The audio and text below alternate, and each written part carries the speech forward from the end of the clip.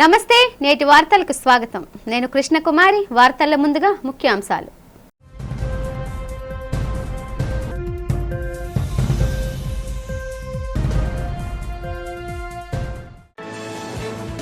అమరావతిలో కొనసాగుతున్న 16వ శాసనసభ 5వ సమావేశాలు ఆర్థిక మంత్రి పయ్యావుల కేశవ్ ప్రవేశపెట్టిన బడ్జెట్ను కొనియాడిన విశాఖ ఎమ్మెల్యేలు గణబాబు వంశకృష్ణ శ్రీనివాస్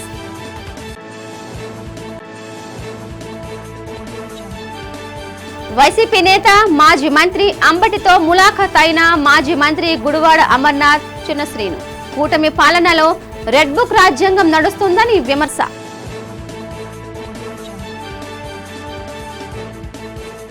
విశాఖలో అట్టహాసంగా ప్రారంభమైన మిలాన్ 2026 ఐఎఫ్ఆర్ వేడుకలకు ముఖ్య అతిథిగా హాజరు కానున్న రాష్ట్రపతి ద్రౌపది ముర్ము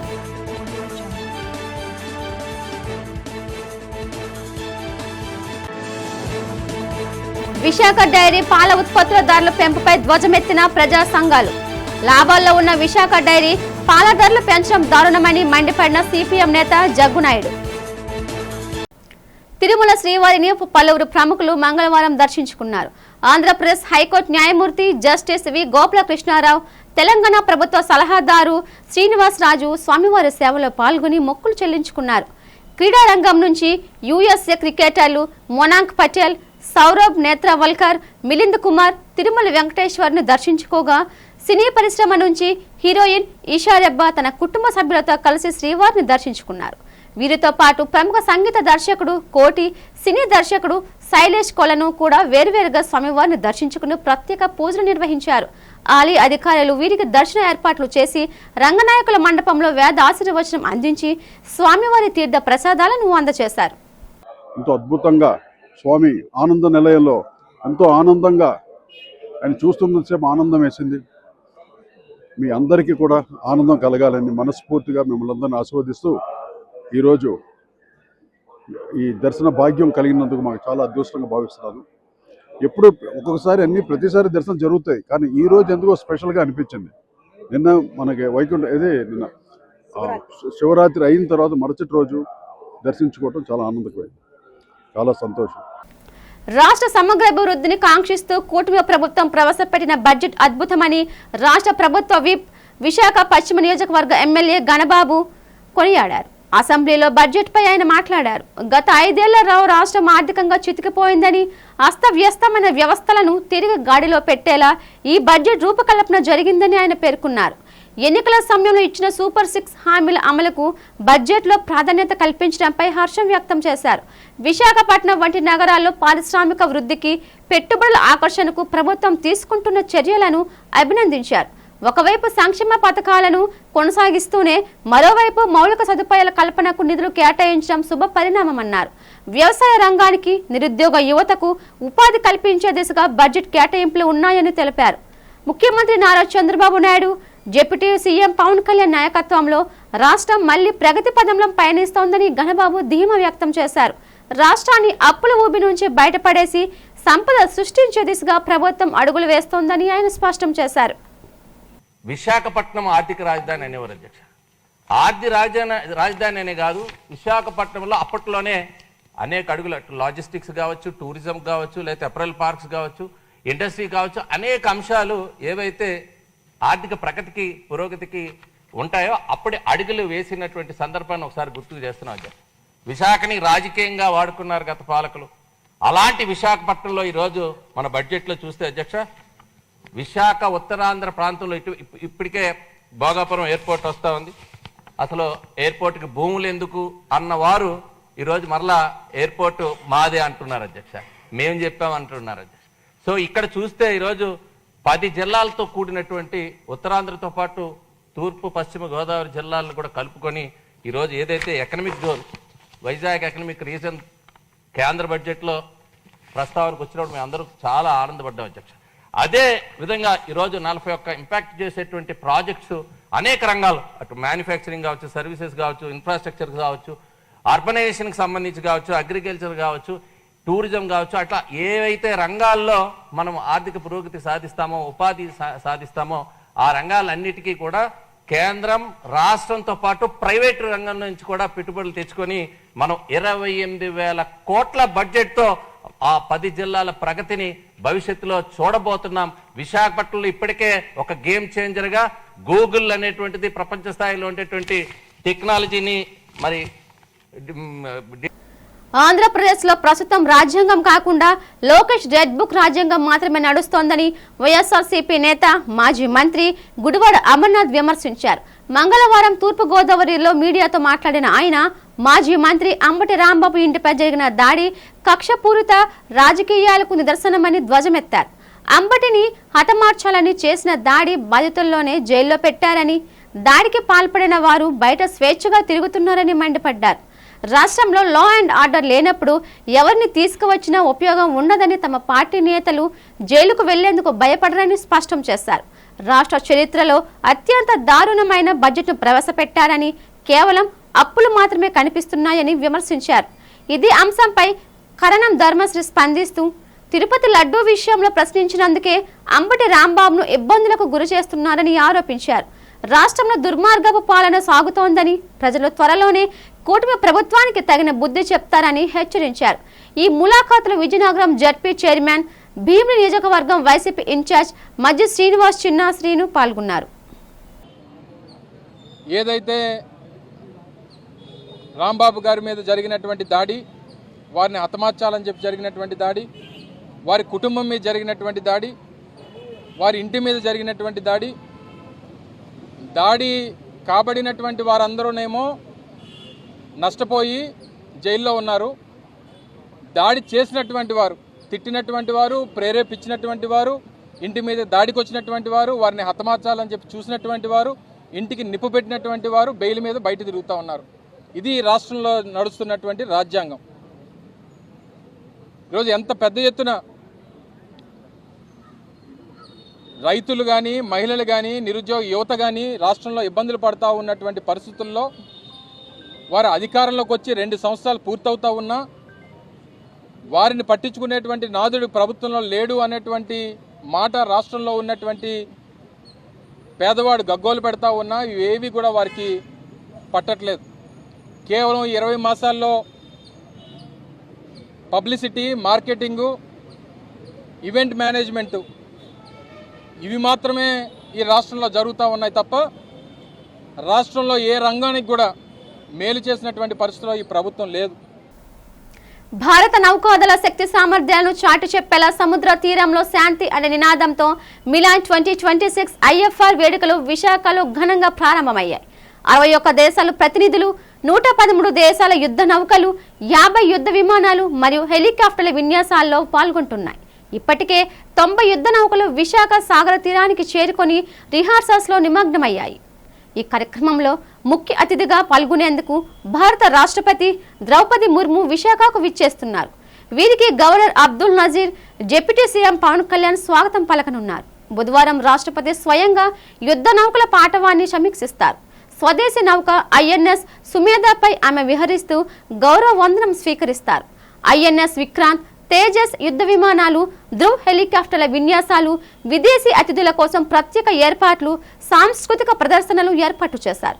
ఫిబ్రవరి 19 నుంచి 20 సీఫేస్, ఫిబ్రవరి 21 నుంచి 25 సుమారు 6 లక్షల మంది సందర్శకులు వచ్చే అవకాశం ఉండటంతో పోలీసులు భారీ భద్రతను ఏర్పాటు చేశారు. విదేశీ అతిథుల సందర్శన కోసం 100 ప్రత్యేక బోట్లు సిద్ధంగా ఉన్నాయి.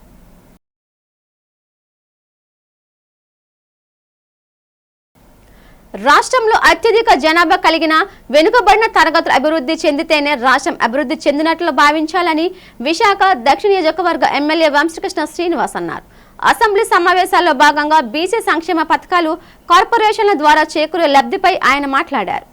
బడ్జెట్లో బీసీలకు సింహభాగం కేటాయింపులు జరపడంపై ముఖ్యమంత్రి నారా చంద్రబాబు నాయుడు, డిప్యూటీ సీఎం పవన్ కళ్యాణ్, మంత్రి నారా లోకేష్లకు ఆయన ప్రత్యేక ధన్యవాదాలు తెలిపారు. గత ప్రభుత్వం 56 బీసీ కార్పొరేషన్లను ఏర్పాటు చేసినప్పటికీ బీసీలకు మాత్రం ఒరిగిందేమీ లేదని, తీవ్ర నిరాశ ఎదురైందని విమర్శించారు. ప్రస్తుత కూటమి ప్రభుత్వం బీసీలకు అండగా నిలబడటం శుభపరిణామమన్నారు. మద్యం దుకాణాల కేటాయింపుల్లో గీత కార్మికులకు 10% రిజర్వేషన్ కల్పించడంపై హర్షం వ్యక్తం చేశారు. నాయి బ్రాహ్మణులకు, చేనేత కార్మికులకు విద్యుత్ రాయితీలు కల్పించినందుకు ప్రభుత్వానికి కృతజ్ఞతలు తెలిపారు. స్వర్ణకారుల కోసం ప్రత్యేక కార్పొరేషన్ ఏర్పాటును స్వాగతించారు. గత టీడీపీ ప్రభుత్వ హయాంలో విజయవంతమైన ఆదరణ పథకం అమలు తీరు, ప్రస్తుత ప్రభుత్వ కార్యాచరణపై వివరాలు కోరారు. రాష్ట్రంలో అత్యధిక జనాభా ఉన్నటువంటి బీసీల అభివృద్ధి జరిగితే ఈ రాష్ట్రం అభివృద్ధి జరిగినట్టుగా భావించాలి అధ్యక్ష. గత ప్రభుత్వంలో 56 బీసీ కార్పొరేషన్లు పెట్టి కనీసం ఒక కార్పొరేషన్ కూడా డబ్బు లేకుండా బీసీలని తీవ్ర నిరాశకు గురి చేసింది అధ్యక్ష. తీవ్ర అన్యాయం కూడా చేసింది అధ్యక్ష. మన ప్రభుత్వం వచ్చిన తర్వాత బీసీలు సపోర్ట్గా నిలబడి ఇవాళ బీసీలకు అండగా నిలబడినందుకు ప్రత్యేకంగా ధన్యవాదాలు అధ్యక్ష. మొన్న బడ్జెట్ కేటాయింపుల్లో కూడా బీసీలని సింహభాగాన్ని పెట్టినటువంటి ముఖ్యమంత్రి గారికి, డిప్యూటీ సీఎం గారికి, అలాగే లోకేష్ గారికి కూడా ప్రత్యేకంగా ధన్యవాదాలు అధ్యక్ష. అలాగే బీసీ సోదరులైనటువంటి మత్స్యకారులకు కానీ, అలాగే స్వర్ణకారులకి కార్పొరేషను, అలాగే గీత కార్మికులకు 10% రిజర్వేషను, అలాగే మద్యం దుకాణాలు వాళ్ళకి ఇచ్చినందుకు ప్రత్యేకంగా ధన్యవాదాలు అధ్యక్ష. అలాగే నాయి బ్రాహ్మణ సోదరులకు, అలాగే చేనేత సోదరులకు కూడా కరెంట్లో రాయితీలు ఇచ్చినందుకు ప్రత్యేకమైన ధన్యవాదాలు అధ్యక్ష.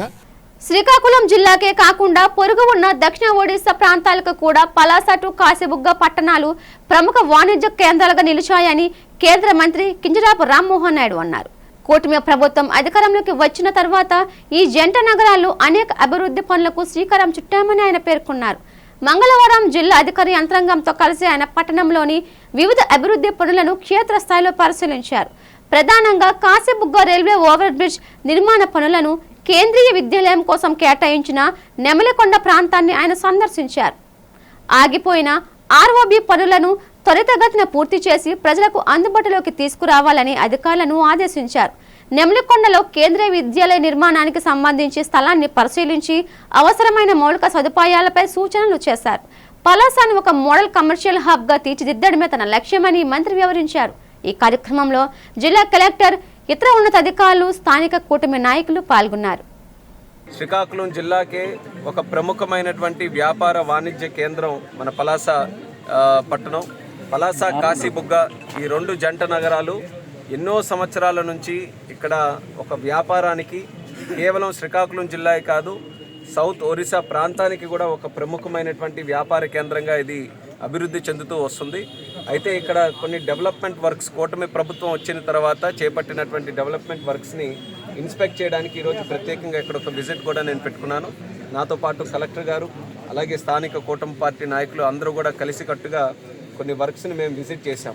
అందులో ప్రధానమైనటువంటిది సుమారు 18 సంవత్సరాలుగా ఈ పలాస, కాశీబుగ్గ పట్టణానికి పట్టి పీడిస్తున్నటువంటి ఆర్ఓబి, ఎప్పటి నుంచో జరగాల్సినటువంటి ఆర్ఓబి కార్యక్రమం సుదీర్ఘకాలం వరకు దాని మీద సరైనటువంటి దృష్టి పెట్టక, అలాగే గతంలో ఉన్నటువంటి ప్రభుత్వం దాన్ని నిర్వీర్యం చేసే పద్ధతిలో అసలు ₹1 కూడా ఖర్చు పెట్టకుండా దాన్ని ముందుకు కొనసాగించక ఎన్నో సంవత్సరాల నుంచి అది ఉండిపోయింది. అటువంటి ఆ ఆర్ఓబి కార్యక్రమానికి కేంద్ర రైల్వే మంత్రి గారికి మన కూటమి ప్రభుత్వం వచ్చిన వెంటనే దాన్ని రిప్రజెంట్ చేస్తే ఆయన కూడా సుముఖంగా అది ఎట్టి పరిస్థితుల్లో అది సెటిల్ చేయాలనే ఆలోచనతో సుమారు ₹46 కోట్ల 100% ఇంకా రైల్వే కాంపోనెంట్గా దాన్ని మార్చి ఆ యొక్క ఆర్ఓబిని కూడా పూర్తి చేయడానికి రైల్వే మినిస్టర్ గారు అశ్విని వైష్ణవ్ గారు మనకు సహకారం అందించడం జరిగింది. తిరుపతి లడ్డు కల్తీ వ్యవహారంపై ఉత్తరాంధ్ర సాధు పరిషత్ సభ్యులు విశాఖ రౌండ్ టేబుల్ సమావేశం నిర్వహించారు. ఈ సందర్భంగా రాష్ట్ర సాధు పరిషత్ అధ్యక్షులు శ్రీనివాసానంద సరస్వతి మాట్లాడుతూ పలు కీలక వ్యాఖ్యలు చేశారు. రసాయనాలు కలిపిన లడ్డూను ఇంతమంది భక్తులు తిన్నా ఎవరికి ఏమీ కాలేదంటే అది కేవలం ఆ శ్రీనివాసుని మహిమ అని ఆయన పేర్కొన్నారు. ఈ అపచారానికి ప్రాయశ్చిత్తగా భక్తులందరూ తమ ఇళ్లలో దీపం వెలిగించి ఆలయాల్లో ముడుపులు సమర్పించాలని కోరారు. రాష్ట్ర వ్యాప్తంగా భక్తులందరూ ఒకేసారి ఒకే సమయంలో గోవిందనామస్మరణ చేయాలని, ఆ సమయాన్ని సాధు పరిషత్ త్వరలోనే ప్రకటిస్తుందని తెలిపారు. తదుపరి కార్యాచరణపై విజయవాడలో రాష్ట్ర స్థాయి సాధు పరిషత్ సమావేశం నిర్వహిస్తామన్నారు. ఈ విషయంలో ముఖ్యమంత్రి చంద్రబాబు నాయుడు, డిప్యూటీ సీఎం పవన్ కళ్యాణ్లకు కూడా కలిసి కోరతామని వెల్లడించారు. మాజీ చైర్మన్ కరుణాకర్ రెడ్డి వ్యాఖ్యలను తాము పట్టించుకోవడం లేదని, వాటికి బాధపడటం లేదని స్పష్టం చేశారు. ఈ మహా అపచారం నుండి ఏ విధముగా వెంకటేశ్వర స్వామి ఆగ్రహం కాకుండా అనుగ్రహం కలిగేటట్లుగా ఏం చేయాలి? ఈ అపచారం జరిగింది. 20 కోట్ల లడ్డూలు అంటే ఎన్ని కోట్ల మంది ప్రసాదంగా తిన్నారు? నిజముగా ఆ స్వామివారి ఆశీస్సులు ఉండబట్టే కెమికల్ పదార్థాలు కలిపేసినటువంటి లడ్డూ ప్రసాదం తిన్నా కూడా ఎవరికి ఏమీ అవ్వలేదంటే అది స్వామివారి ఆశీస్సులు, అది వెంకటేశ్వర స్వామి అనుగ్రహం. అది కావున సాధు సంతులు అందరం కూడా, మాతాజీలు సాధు సంతులు అందరం కూడా ఈ రాష్ట్రం బాగుండాలి, హిందువులు అందరం కూడా ఒక త్రాటి మీదకి రావాలి, హిందువులందరూ కూడా ఈ అపచారాన్ని హిందువులే సరిదిద్దుకోవాలి, ఈ అపచారాన్ని ప్రాయశ్చిత్తం చేసుకోవాలి. ఏం చేస్తే అది జరుగుతుందని ఈరోజు 10 గంటల 9:30 నుండి స్వామీజీలందరూ కూడా మాట్లాడుతూ రేపు విజయవాడలో ఉభయ తెలుగు రాష్ట్రాల సాధు సంతుల్ని కూడా పిలిచి ఒక సమావేశాన్ని ఏర్పాటు చేసి హిందువులందరికీ కూడా ఒక పిలుపు ఇవ్వడం జరుగుతుంది అని ఈరోజు నిర్ణయం చేయడం జరిగింది. ఏదైతే ఈ మహా ఘోరమైన అపచారం జరిగిందో దీనికి ప్రాయశ్చిత్తం చేసుకోవాలి. వెంకటేశ్వర స్వామికే కల్తీ చేసినటువంటి లడ్డు నైవేద్యంగా పెట్టి ప్రతిరోజు ఆయనకి నైవేద్యం లడ్డు కల్తీ జరిగినటువంటి ఆ నైవేద్యాన్ని పెట్టి ఘోరమైన తప్పిదం జరిగింది. ఇది రాష్ట్రానికి మంచిది కాదు. ఆంధ్రప్రదేశ్ ఆర్థిక మంత్రి పయ్యావుల కేశవ్ ప్రవేశపెట్టిన 2026-27 ఆర్థిక సంవత్సర బడ్జెట్ అభివృద్ధికి ఒక స్పష్టమైన రోడ్ మ్యాప్ సిద్ధం చేసిందని బీజేపీ రాష్ట్ర అధికార ప్రతినిధి డాక్టర్ కె సుహాసిని ఆనంద్ పేర్కొన్నారు. మంగళవారం బీజేపీ కార్యాలయంలో ఏర్పాటు చేసిన పాత్రికేయుల సమావేశంలో ఆమె మాట్లాడారు. సంపద సృష్టి, అభివృద్ధి, సంక్షేమం అనే 3 సూత్రాల ఆధారంగా ఈ బడ్జెట్ రూపొందించబడిందని తెలిపారు. దీర్ఘకాలిక అభివృద్ధి కోసం ప్రత్యేక నిధిని ఏర్పాటు చేయడం అభినందనీయమన్నారు. ఎన్టీఆర్ భరోసా, అన్నపూర్ణ క్యాంటీన్లు, రైతులకు ఉచిత విద్యుత్ వంటి పథకాలకు నిధులు కేటాయిస్తూనే విద్య, ఆరోగ్యంపై ప్రత్యేక దృష్టి సారించాలని వివరించారు. కేంద్ర ప్రభుత్వ సహకారంతో వికసిత ఆంధ్రప్రదేశ్ ద్వారా వికసిత భారత్ నిర్మాణానికి ఈ బడ్జెట్ పునాది వేస్తుందని ఆమె ఆశాభావం వ్యక్తం చేశారు. జిల్లా ఉపాధ్యక్షులు ఎం సురేష్ బాబు అధ్యక్షతన జరిగిన ఈ కార్యక్రమంలో రాష్ట్ర కోశాధికారి M Nagendra, MSME corporation director N Vijayanandareddy, ప్రధాన కార్యదర్శి S Danesh, media in charge T Koteswararao, జిల్లా ఉపాధ్యక్షులు ఏ శంకర్రావు తదితరులు పాల్గొన్నారు. కేంద్ర బడ్జెట్ ఒకటి ప్రవేశపెట్టడం జరిగింది. ఏ విధంగా సంక్షేమానికి, అభివృద్ధికి కూడా పెద్దపీట వేసి మన దేశం అంతా కూడా సమగ్రాభివృద్ధి ఏ విధంగా ఉండాలి అని, అందులో ప్రత్యేకంగా మనకున్న దృష్టి ఆంధ్రప్రదేశ్కి ఇచ్చిన కేటాయింపులు ఏ విధంగా ఉన్నాయి అని, ఆ విధంగా చూసిన ఆంధ్రప్రదేశ్కి వచ్చిన కేటాయింపులు చాలా అత్యధిక మోతాదులో ఏదైతే కేటాయించారో అదే విధంగా ఇక్కడ తర్వాత మన రాష్ట్రంలో రాష్ట్ర బడ్జెట్ కూటమి ప్రభుత్వం ప్రవేశపెట్టాన ఇక్కడ state finance minister Payyavula Keshav గారు ప్రవేశపెట్టిన బడ్జెట్ విషయానికి వస్తే ఇక్కడ ఒక రాష్ట్ర బడ్జెట్ ఏ విధంగా ఉంది, రాష్ట్ర బడ్జెట్ ప్రవేశపెట్టినవి దేనికి ప్రాధాన్యత ఇస్తూ, అంటే అటు ఆర్థిక వృద్ధి ఒక పక్కన చేస్తూ, సంక్షేమానికి పెద్దపీట వేస్తూ, అభివృద్ధిలో కూడా ఆంధ్రప్రదేశ్ ముందుకు వెళ్ళాలి అన్న ఉద్దేశంలో ఒక కేటాయింపులు చాలా క్రమశిక్షణతో, ఆర్థిక క్రమశిక్షణ అని అంటూ ఉంటాం మనము. సో ఆ విధంగా చేస్తూ అండ్ ఫిస్కల్ డెఫిసిట్ ఏదైతే ఉందో అది చాలా వరకు తగ్గించే విధంగా.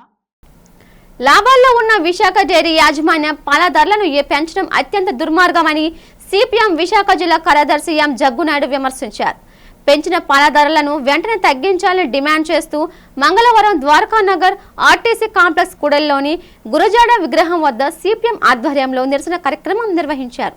ఈ సందర్భంగా జగ్గునాయుడు మాట్లాడుతూ విశాఖ డైరీ గడిచిన ఏడాది 8.5 కోట్ల లాభం ఆర్జించిందని, ఈ ఏడాది ఆ లాభాన్ని 20 కోట్లకు పెంచుకోవాలనే దురాశతో కేవలం 9 నెలల్లోనే 2 సార్లు ధరలు పెంచిందని ఆరోపించారు. లీటర్కు 2 రూపాయలు పెంచడం వల్ల సామాన్య వినియోగదారులపై భారం పడటమే కాకుండా పాల ఉత్పత్తుల ధరలు కూడా పెరుగుతాయని ఆందోళన వ్యక్తం చేశారు. నిర్వహణ ఖర్చులు పెరిగాయని, యాజమాన్యం అబద్ధాలు చెబుతోందని, రైతులకు గాని కార్మికులకు గాని ధరలు పెంచలేదని ఆయన ధ్వజమెత్తారు. డైరీ అక్రమాలపై ముఖ్యమంత్రి చంద్రబాబు నాయుడు స్పందించి విచారణ జరిపించాలని, పెంచిన ధరలను ఉపసంహరించుకోకపోతే ఆందోళనను ఉధృతం చేస్తామని హెచ్చరించారు. విశాఖ డైరీ యాజమాన్యం ప్రతి లీటర్ పాల మీద 2 రూపాయలు ధరలు పెంచి ప్రజల మీద భారం వేసింది. ఈ సంవత్సరంలో రెండోసారి గతంలో 2 రూపాయలు పెంచారు, 10 రూపాయలు పెంచారు. ఈ పాల రేటు పెరుగుదల వల్ల పాలు ధర తయారై ప్రతి వస్తువు ఉత్పత్తి కూడా ధర పెరుగుతుంది. ఇది ప్రజల మీద భారం. వాస్తవంగా విశాఖ డైరీ గత సంవత్సరం 8.5 కోట్ల రూపాయల లాభాలు ఆర్జించింది. ఈ లాభాలు వాస్తవంగా పాడి రైతులకు, కార్మికులకు, వినియోగదారుల ప్రధానికానికి అందించే చర్యలు చేపట్టాలి సహకార చట్టం ప్రకారం. కానీ సహకార చట్టం నుంచి ఫ్యాక్టరీ యాక్ట్లు మార్చుకొని మొత్తం ఈ లాభాలని, నిధులన్నింటినీ కూడా చైర్మన్ ఆడారి ఆనంద్ కుమార్, ఆయన కుటుంబం, ఆయన తనాతీ నడిపిస్తున్నారు. పాల ఉత్పత్తులను రైతులు, కార్మికులు తీవ్రంగా నష్టపోతున్నారు. అలాగే వినియోగదారుల ప్రధానికం కూడా తీవ్రంగా నష్టపోతున్నారు. ఈ దుర్మార్గం చెప్పదలుచుకుందాం. తమ తాత ముత్తాతల కాలం నుంచి వస్తున్న శ్మశానానికి దారి కల్పించాలంటూ కొత్త వెంకోజీపల్లం గ్రామ సేవా సంఘం, పాత వెంకోజీపల్లం శ్రీ సీతారామ సేవా సంఘం వాసులు చేపట్టిన నిరసన మంగళవారం 2వ రోజుకు చేరుకుంది. 15వ వార్డు పరిధిలోని ఈ శ్మశానానికి దారి లేకపోవడంతో మొదటి రోజు శ్మశాన వాటిక వద్ద మహిళలు, యువకులు, పెద్దలు కలిసి వంట వార్పు నిర్వహించారు. దారిని అడ్డుకుంటున్న వారిని శవంలా అమర్చి దహన సంస్కారాలు చేస్తున్నట్లుగా ప్రదర్శించి తమ నిరసన వ్యక్తం చేశారు. అధికారులు స్పందించి శాశ్వత పరిష్కారం చూపాలని వారు డిమాండ్ చేశారు. 2వ రోజు మంగళవారం శ్మశానం వద్ద ఆందోళన వ్యక్తం చేస్తూ నిరసన కార్యక్రమం చేపట్టారు. ఈ సందర్భంగా వారు మాట్లాడుతూ ఎన్ని ప్రభుత్వాలు మారినా సమస్య పరిష్కారం కాకపోవడంతో గ్రామస్తులు తమ సొంత నిధులతో సీసీ రోడ్ నిర్మించుకున్నామన్నారు. అయితే ఈ వ్యవహారం కోర్టులో ఉందని, రోడ్డు వేసిన వారిపై కేసులు పెడతామని దేవస్థానం అధికారులు బెదిరిస్తున్నారని ఆవేదన వ్యక్తం చేశారు. తమ సమస్య పరిష్కరించే దిశగా ప్రజా ప్రతినిధులు, అధికారులు దృష్టి సారించాలని డిమాండ్ చేశారు. ఇది 2 గ్రామాల సమస్య అండి. ఇది ఎప్పుడో నిజంగా మా తాతలు ముత్తాతల నుంచి కూడా ఈ శ్మశాన వాటిక నుంచి గొడవల్లో అని ఉన్నదండవే కానీ ఎవరు కూడా దీన్ని మనస్ఫూర్తిగా చెప్పి ఇక పొలిటికల్ పార్టీ వాళ్ళు తర్వాత వీళ్ళందరూ వచ్చి దీంట్లో కలవ చేసుకొని ఎంతోమంది నిజంగా అనకూడదు కానీ ఊరోళ్ళు అమాయకులయ్యి అంతకుముందు మాకు కొన్న భూములు ఉండి కూడా పొలాలు పొలాలు కూడా అలా లాక్కున్నారు. ఉన్నది శ్మశానం వాటికి ఒకటే మాకేదో మిగిలింది. లేదంటే గ్రామ ప్రజలందరూ అమాయకులు కాబట్టి, లేదంటే కొండలు ఎక్కడ ఏ కొండ కూడా ఖాళీ లేని కొండలు లేకుండా ఉన్నాయి. అలాంటిది మేము ఈ శ్మశానం కోసం మినాయించుకొని కొండ మీదకి ఎవరు వెళ్ళకూడదని మా గ్రామస్తులందరూ కూడా ఒక కట్టుబాటుగా 2 గ్రామాలు కలిపి కట్టుబాటుగా ఉండి ఈ శ్మశానాన్ని కాపాడుకొని వస్తున్నాం. ఈ రోజు కూడా ఎన్నోసార్లు మెమోరాండాలు ఇవ్వడం. సాగర తీరం విశాఖ నగరం అంతర్జాతీయ ఫ్యాషన్ వేదికగా మారుతోంది. అటు సినీ రంగం, ఇటు ఫ్యాషన్ ప్రపంచం ఇప్పుడు విశాఖ వైపు ఆసక్తిగా చూస్తున్నాయి. ఈ నేపథ్యంలో నగరంలోని స్వర్ణ భారత్ ఇండోర్ స్టేడియం గ్లామర్ హంగులతో మెరిసిపోయింది. Elite model institute, Vift fashion designer సంస్థ సంయుక్త ఆధ్వర్యంలో నిర్వహించిన స్పార్కిల్ వైజాగ్ 2025-26 గ్రాండ్ ఫినాలే అట్టహాసంగా జరిగింది. ఈ పోటీలలో టీన్, మిస్సెస్ అండ్ మిస్టర్ విభాగాలలో సుమారు 150 మందికి పైగా ప్రతిభావంతులు ఉత్సాహంగా పాల్గొన్నారు. ముఖ్యంగా 18 నుంచి 50 ఏళ్లలోపు మహిళలు తెలుగు సంస్కృతి ప్రతిబింబించేలా సాంప్రదాయ వస్త్రధారణలో ర్యాంపుపై నడిచి ఆహుతులను మంత్రముగ్ధులను చేశారు.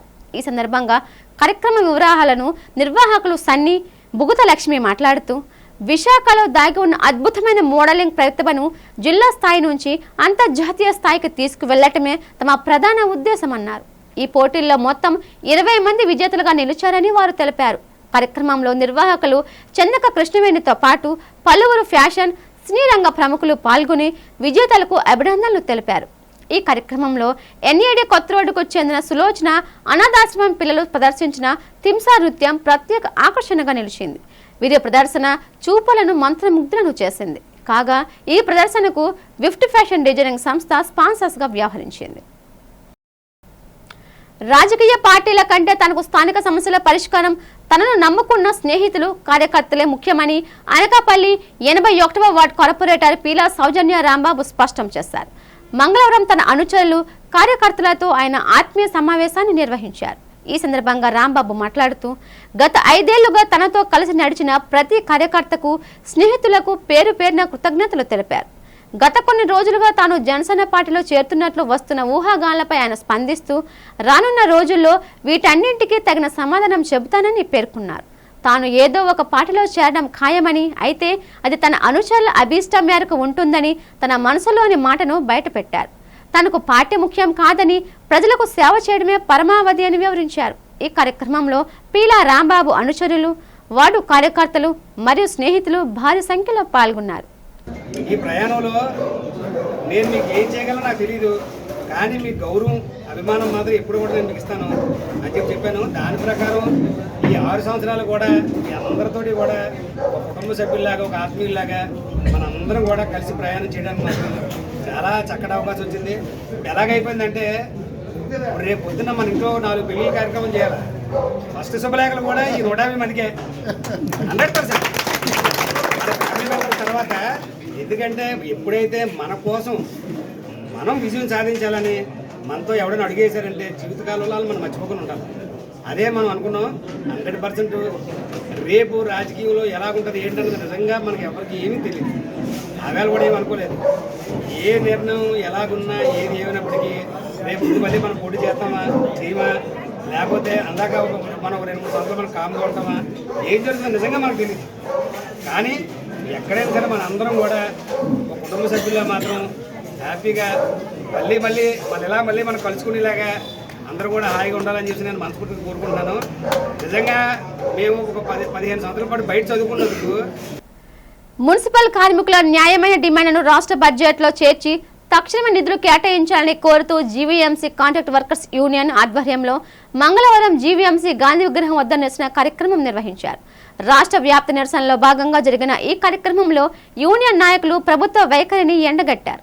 ఈ సందర్భంగా యూనియన్ గౌరవ అధ్యక్షులు పి వెంకటారెడ్డి, అధ్యక్షుడు టి నూకరాజు, ప్రధాన కార్యదర్శి ఉరుకుట్టి రాజు మాట్లాడుతూ కరోనా కష్టకాలంలో ప్రాణాలకు తెగించి సేవలు చేసిన మున్సిపల్ కార్మికులకు ప్రభుత్వం విస్మరించడం తగదన్నారు.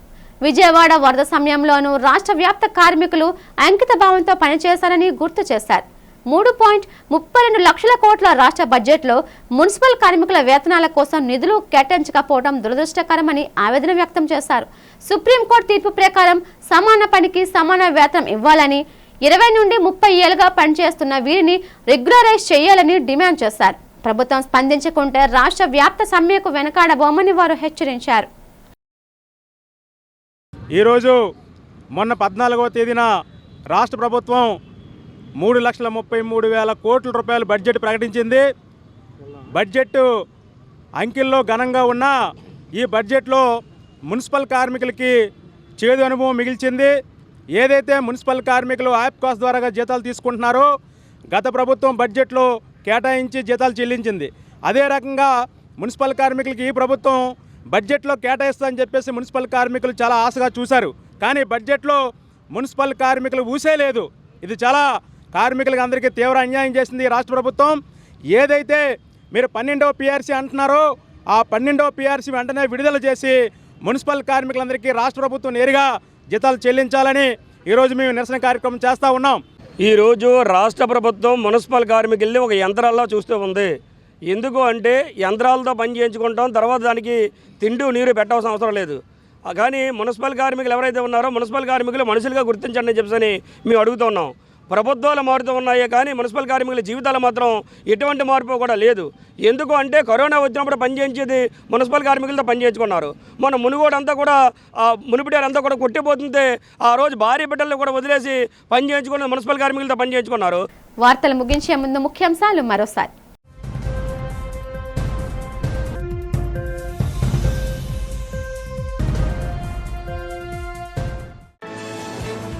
అమరావతిలో కొనసాగుతున్న 16వ శాసనసభ 5వ సమావేశాలు. ఆర్థిక మంత్రి పయ్యావుల కేశవ్ ప్రవేశపెట్టిన బడ్జెట్ను కొనియాడిన విశాఖ ఎమ్మెల్యేలు గణబాబు, వంశకృష్ణ శ్రీనివాస్.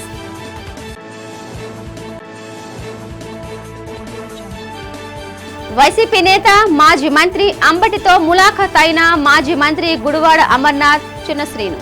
కూటమి పాలనలో రెడ్ బుక్ రాజ్యాంగం నడుస్తుందని విమర్శ.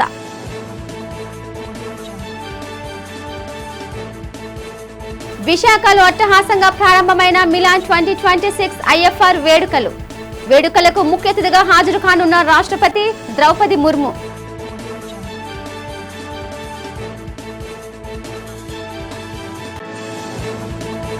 విశాఖ డైరీ పాల ఉత్పత్తుల పెంపుపై ధ్వజమెత్తిన ప్రజా సంఘాలు.